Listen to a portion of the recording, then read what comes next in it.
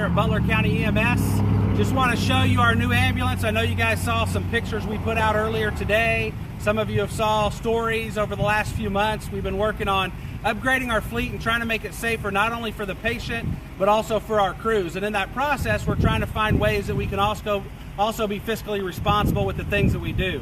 So I'm going to show you a little bit here, our new ambulance that we just designed. There's a lot of unique features with it that nobody else has done to this point yet. First and foremost is the design of it. You guys can take a look, and Debbie will pan it around a little bit, and you can see that it's very highly visible without a lot of stuff going on.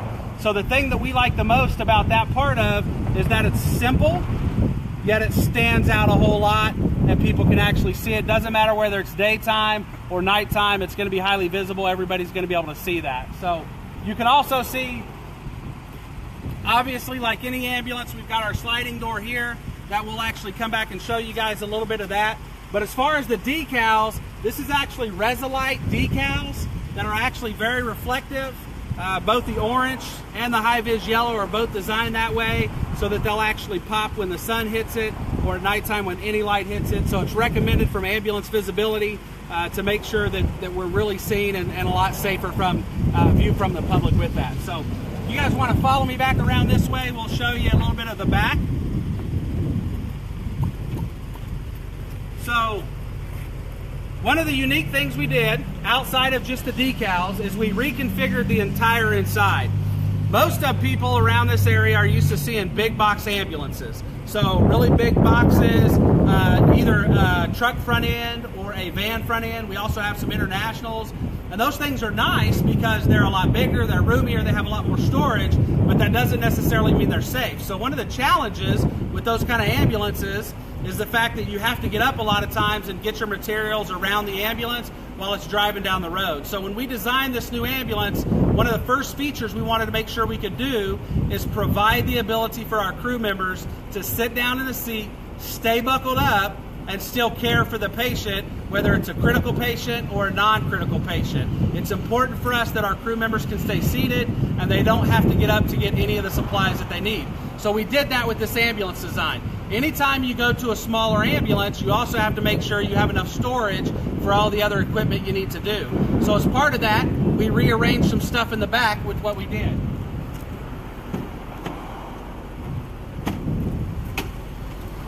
So you'll see some of our crew members in here as we show it around, but to point some things out, one of the big pieces with the back is the fact that it's not completely open, right? So we've got our patient here and our on our cot with that. We actually mounted the monitor right here. The cool thing about this monitor is that it can actually slide. So I can actually load the monitor down here on this end. When I'm putting the patient in, I can load the monitor, get it locked into place. It actually locks into place by sliding in and out very easily like that. So all I've got to do is get it up here. I can slide it in. It'll lock into place. Oh, got to get the strap out.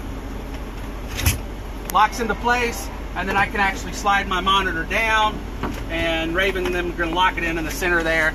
I can actually slide it farther down if we need to be able to get it farther up. Another important key feature, JD's going to reach his arm across, and you can see that he very easily can use the controls of the monitor. So that's one feature that we wanted to do, was make sure that our crews could actually use the monitor as necessary. Over here to this side, we actually came in, we still needed to carry our stair chair for safety, be able to transport people, move them around. We needed a spot for our auto pulse, which will go right here. That's our automatic CPR device.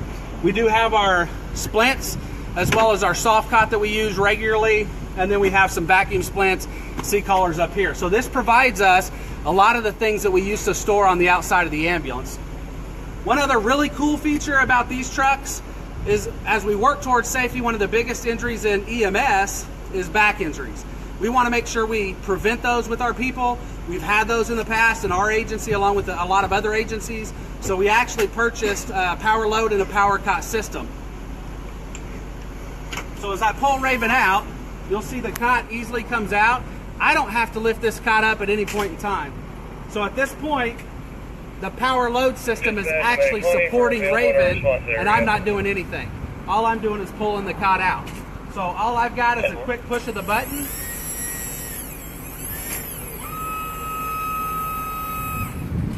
And now the cot's ready to go. I can actually pull Raven out. 30 dispatch. And we can go wherever we need to. Same thing from a loading standpoint. All I've got to do is get the cot loaded in right. Make sure I have my greens.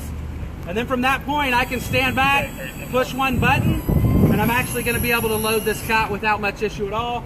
Once the wheels are all the way up, you can see there's nothing underneath supporting it. I'm not a magician, just the way it was designed. And then I can actually push it in and lock it back down in place.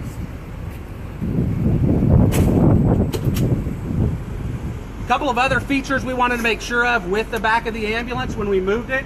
For those of you that are involved in EMS, you'll notice we took all the lower cabinets out over here. We specifically did that so we could slide the cot over more. We could allow a little more room for patients on this side as well as on this side. By moving this over a little bit more, it let us do some additional things on the inside that are actually going to benefit us greatly with our crew members when they're traveling down the road. So let's go take a look at that.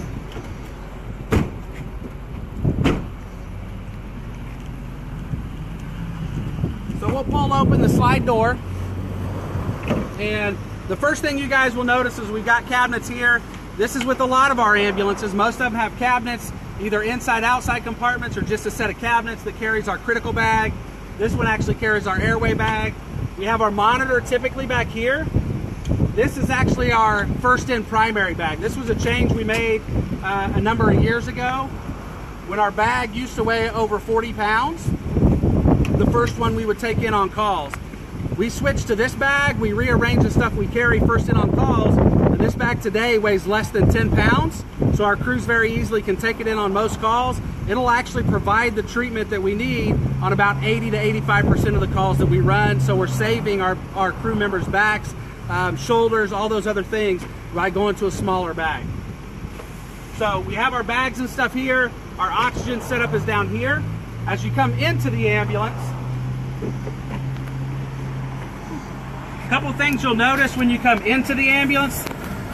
Turn that off real quick so we can hear. A couple things you'll notice as you come into the ambulance is down this side is what we call our cockpit area. This is JD here, one of our paramedics. Raven was on the cot. We appreciate that. But this is our cockpit area, and we'll show you some of those features. Over here on this other side, we still do have an airway seat. That's still important for us. This is Alan Turner, one of our paramedics, along with a lot of our airway stuff over here. Being a smaller ambulance, again, we talked about storage and things like that. We do have storage up here that we're able to utilize for some of the stuff we're not going to use on every call. So if we focus on the cockpit here for a minute, some key features that I want to point out to you guys about what we did with this cockpit. So first and foremost is we actually came in and we actually built cabinetry. We didn't build it, Osage did, but we got cabinetry built around the patient care provider. So you can see JD's in his seat. He's got his patient right here sitting up. He can talk to his patient. He can take care of his patient. He can reach his monitor. More importantly, everything he's going to need on a call is right here around the cockpit. So he's got the wall stuff here that actually has a number of items he may use, including his IVs, some bandages, some fluids, does have some airway stuff as well over here. So that's one feature with it. We have the gloves actually up here that are easy access. He can reach up, grab his size if he needs to. JD's gonna lift open this box here. So as you can see, we have additional storage down in this area that's actually separated by plexiglass. So we can put more things down here for him to be able to use on every call. If he closes that, he actually has a drawer that he can pull out as well. The drawer that opens towards him, we've got some of our basic assessment tools in, from our blood pressure cuff to our stethoscope to our glucometer, thermometer, those kind of things that'll always be right there, quick and easy access. Outside of that, JD's also got 3 drawers on this side. If he opens the top one here, you can see we've got a whole bunch of our medications that are stored right here, easy use for him. He can get to what he needs. He's got one other drawer he can use there that we're still putting more stuff in. Then he's got the bottom one that's going to be his sharps and his trash, so he can dispose of things as well with that. Lastly, on this side, right here, we also have a cabinet that's got some sliding doors. So we've got some extra batteries down there, extra pieces of equipment and supplies that JD can get in, and he can actually slide to as well for additional things on the call or after the call. So the biggest piece of this whole thing is that JD has everything that he needs right around in this cockpit area. He's sitting down in the seat right now, and he's got his 3-point harness on here. Now, some things people don't think about when we're building ambulances, and that's things like the seat belts, for instance. So if JD scoots his head just to the left a little bit, you'll notice that this seat belt holder is rounded on both sides, okay? That's actually an important key feature.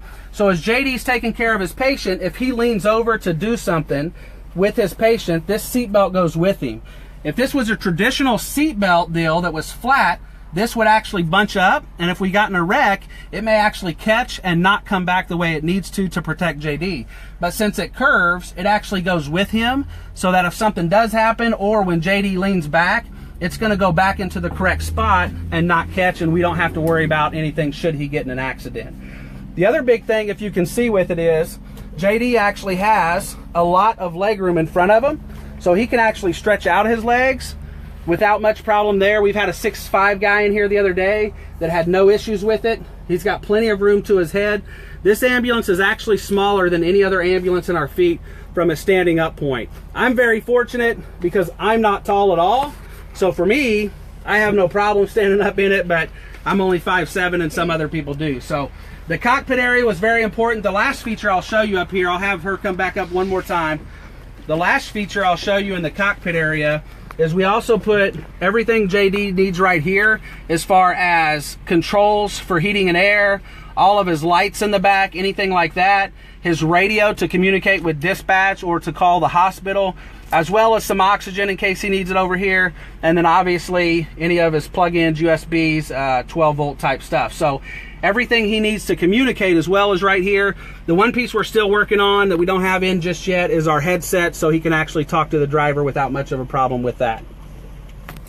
So we're gonna switch around over here and look at the airway piece, and we'll just show you Alan here. So Alan's got plenty of room here in the airway seat. He still has cabinet space.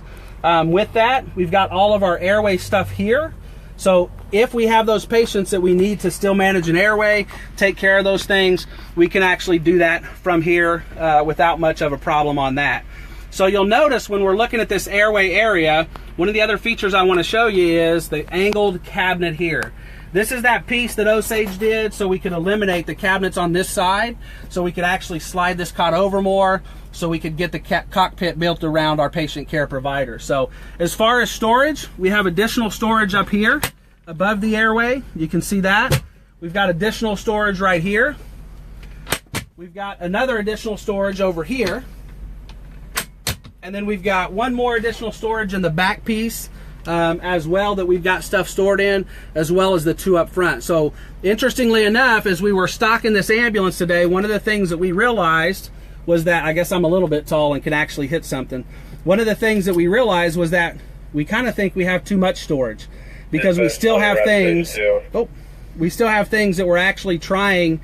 We were trying to figure out where to put them, and as part of that, we haven't even touched this whole drawer here that we're still working on what we're going to put in certain spots. So we do have plenty of storage. JD's got everything he needs to take care of his patient. Should we have the need for 2 attendants, we've got that covered with there, and we've got this critical patient piece here. The last thing I want to address is the one question that we get asked the most, and that question is how do you guys do CPR with somebody en route? And the answer to that is we don't. Somebody standing up and doing chest compressions in an ambulance is not safe. It's not something that's recommended. It is something we have done for 30 plus years or more in our industry. There's nothing safe about anybody standing up while an ambulance is traveling down the road. So we do have our auto pulse automatic CPR devices. Our first approach to that is we attempt resuscitation on scene. We will focus on resuscitating patients on scene. If we're unable to get them resuscitated, we'll work on them for an hour, hour and a half if we have to. If we're able to get them resuscitated, we speak with the physicians at the hospital and we will leave those patients on scene. We explain that to their family members or loved ones. We communicate that with them. If we do get a pulse back, then we start working on transporting those patients. That approach and our focus on doing that resuscitation is what has allowed us to have 56% of people in a shockable rhythm walk out of a hospital last year in Butler County. So we had more people walk out of a hospital than we ever have in the history of Butler County EMS in 1 year because of our new approach to cardiac arrest management. should a patient go into cardiac arrest in the back of this ambulance, the process is very simple and easy. We pull the ambulance over because we still need both attendants to resuscitate. We actually grab the auto pulse, and the patient will be put on the auto pulse for the automatic CPR. The 2 attendants will start their resuscitation, and a supervisor or another ambulance will show up to help and drive the crew in. So we've got plenty of room. We've got plenty of plans in place on how we can care for patients, and that's one of the biggest things we're excited about with that. So we'll jump back out here and we'll show you another feature in the ambulance in the cab. So I'm going to have Travis jump out of the cab real quick. This is Travis, one of our paramedic students, and our camera is going to get in the cab, and we're going to show you one more feature.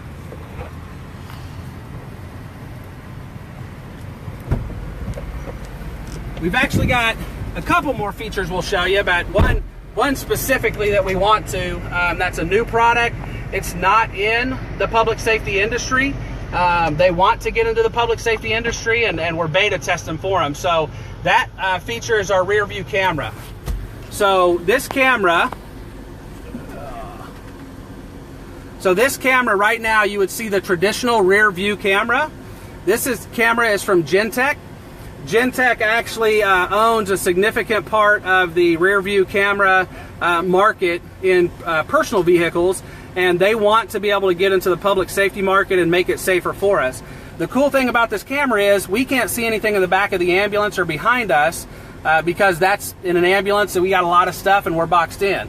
So with a simple flick of that, I can actually see a camera directly behind me that's full screen.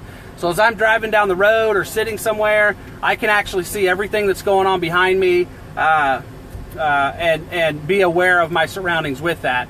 Now, if I did need to back up, I can use this part of the camera.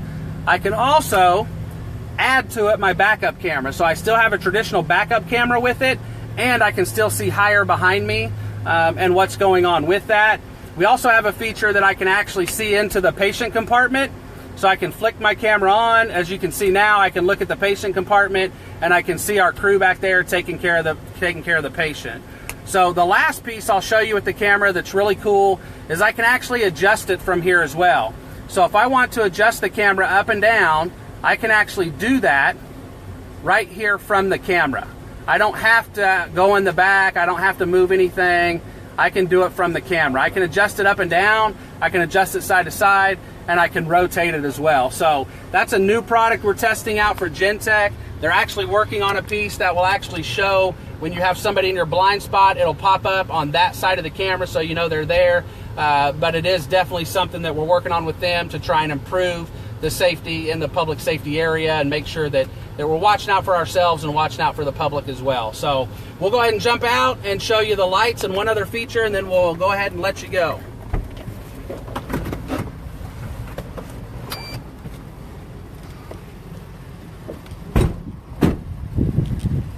So as you guys can see, it's daytime right now, but we're going to go ahead and pop up to the lights. You can tell that our front lights are very bright.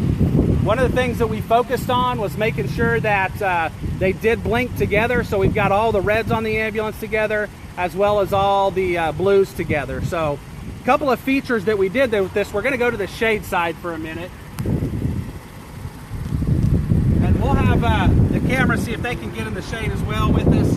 But I want to point out the steady burn lights.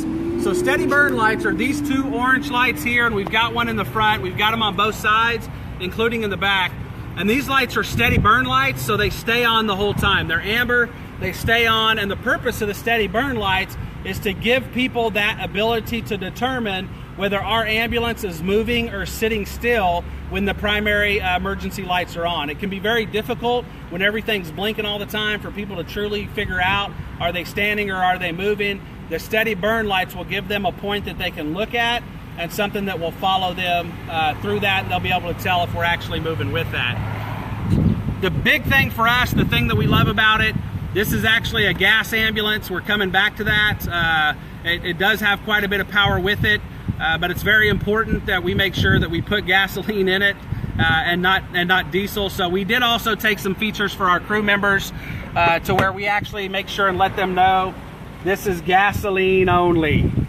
So we do want to make sure of that stuff, make sure that we take care of this as well, and go from there. So probably the biggest thing I want to tell people, not just in the EMS industry, but people throughout Butler County, which is really the people we represent, we're trying to do things safe for our crews, we're trying to do things safe for our patients, and we're working to be fiscally responsible. And the importance of that is, before trade-ins or anything, this ambulance here was $140,000 with the power load system in it.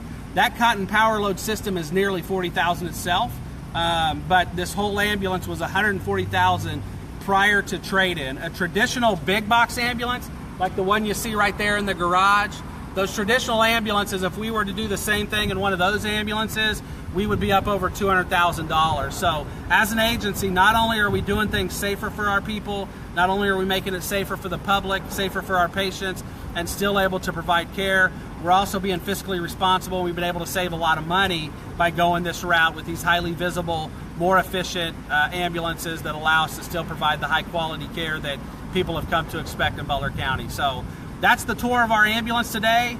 We're very excited about it. You're going to see this one. We've got a couple more coming this year. Some of you noticed that we totaled one the other day. We're very thankful that our crew is okay from that accident. But we do have a couple more of these coming this year. So you'll see a couple of these out on the street. If you guys have questions about the ambulance, anything with it, how we take care of certain things involved in it, holler at us, let us know. We're here to answer your questions. We're here to help. We're asking those of you in EMS, let's try and make things a little more safer on what we do. We respond to 911 calls over 60% of the time without lights and sirens, thanks to the help from our dispatch center and the questioning they ask before they dispatch us. So those kind of things are keeping all of us safe. We want to challenge you guys to be safer. We want to challenge you to think outside the box. We want to challenge you to create something new. I want to thank Steve Isaacson, formerly of Overland Park Fire Department, and currently in Coeur d'Alene, Idaho. Steve was very instrumental in pushing us to work towards this process for the last 2 years. I also want to thank Ronald Olofsson from Oslo, Norway. Oslo, Norway has been involved in this process for the last 2 years to help us design and build a better and safer ambulance, and we feel like that's what we've done, and this is the ambulance we can use for our future. So thanks to Steve and Ronald. Thanks also to our ambulance design and build team of myself, Scott Steuven, Josh Whiteside, Steve Michelson, Chris Gray, and Colin Ingraff. Without those guys, we wouldn't be able to be at this point. They spent countless hours putting time in, making sure we built the right stuff. We built this ambulance out of foam in our bay so we could make sure everything worked right. Thanks to our crews. Our crews are very open-minded about the things that we do. They're very supportive of it. They know that we're going to make mistakes, but that we're also going to do some really cool and innovative things. And so they've actually been very good with this process. Some of them were a little skeptical, but as they're getting in the ambulance and seeing it, they're seeing that they have the room they need to work. So thank you to our crews for that. Thank you to our commissioners for supporting us in designing a safer and better ambulance. County administration in supporting us for that. They were some of the first people to come and look at the ambulance when we got it in yesterday. Lastly, thanks to the citizens. We do utilize tax dollars for some of our services, and we appreciate the support that we get from the citizens with that. So thanks for supporting us in our process to be better, safer, more fiscally responsible. We look forward to seeing you guys on the street. Contact us with any questions. And so we're going to sign off today from our ambulance tour with one more picture around the ambulance. So thank you guys and have a great day.